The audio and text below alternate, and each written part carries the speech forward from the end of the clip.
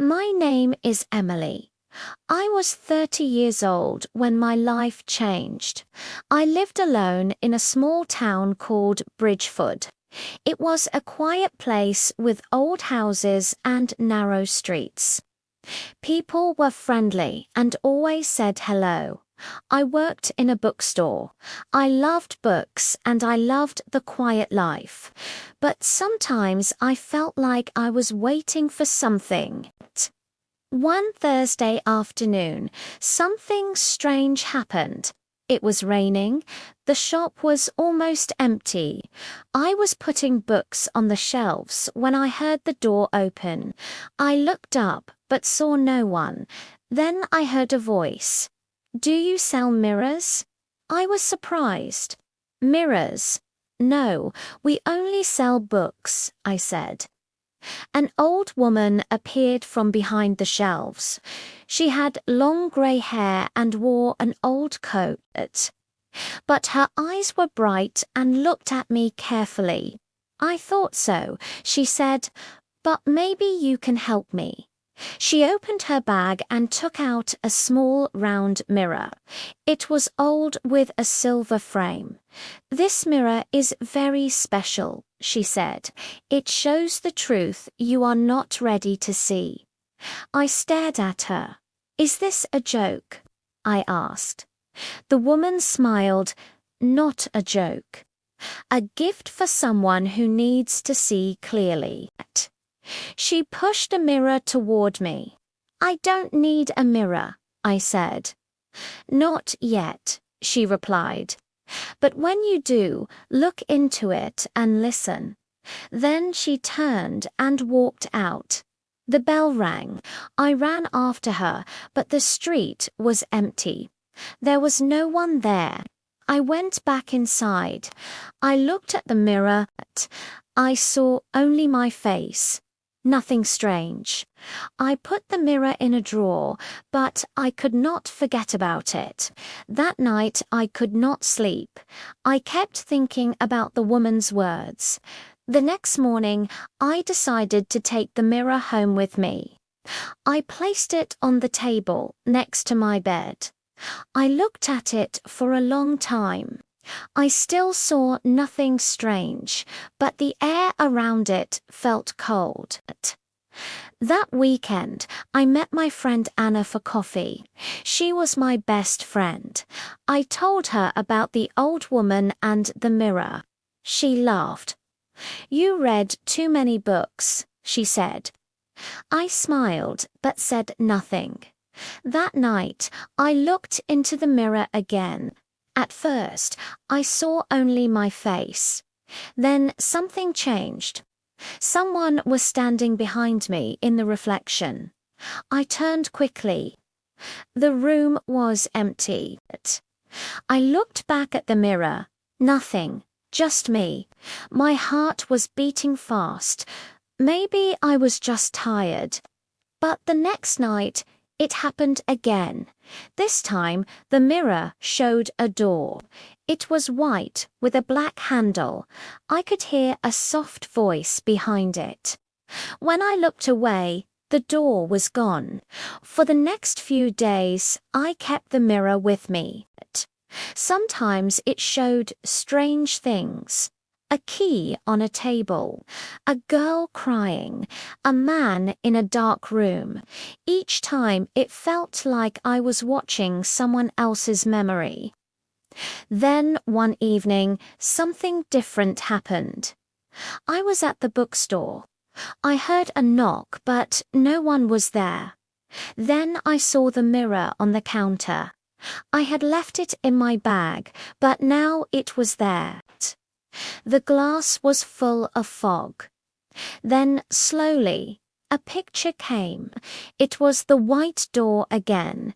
This time it opened. Inside, I saw myself from 10 years ago. I was smiling in a garden full of yellow flowers. Someone was holding my hand. It was a man. I did not know him. The image disappeared. That night I could not sleep.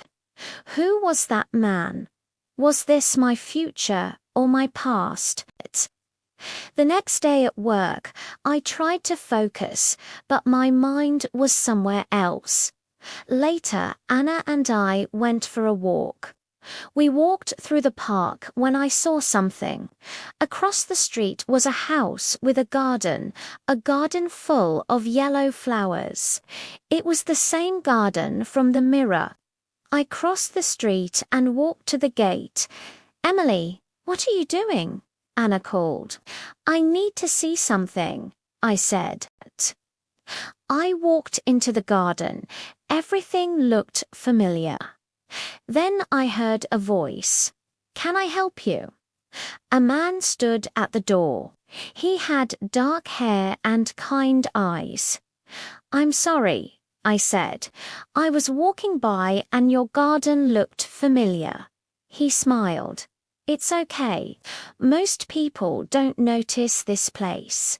"I'm Emily," I said. "Nice to meet you. I'm David," he replied.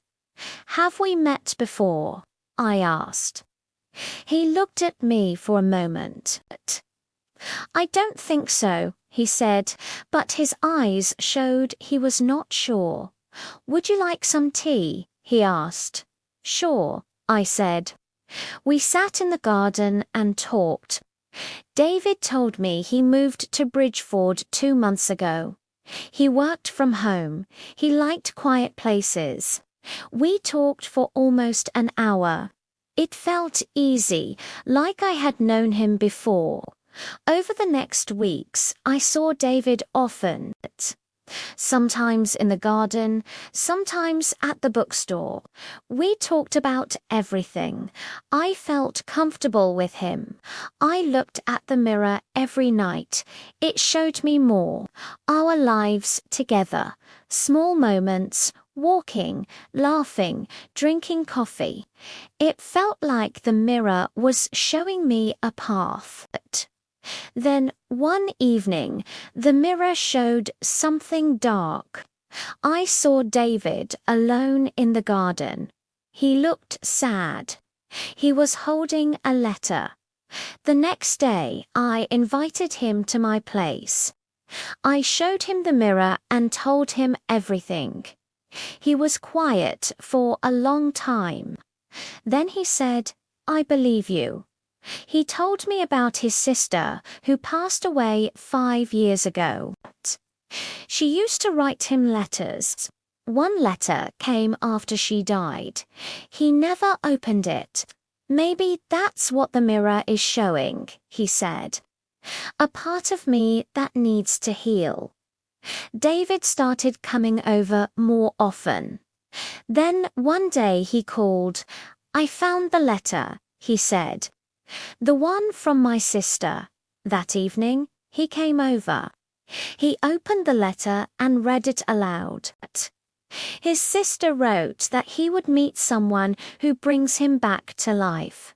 She told him to let the light in, and when he sees yellow flowers again, to think of her smiling. "Yellow flowers," I whispered, "like the ones in your garden." She loved yellow, he said. 2 months passed. Spring turned into summer. Life felt fuller. But then the mirror changed again. One evening, I saw myself at a train station with a suitcase. I was alone. The next day, David told me he got a job offer in Canada. He would have to move. "Are you going?" I asked. "I don't know yet," he said. 2 days later, he said yes. David left 2 weeks later. At the station, he hugged me. "I'll come back," he said. The train left, and I went home.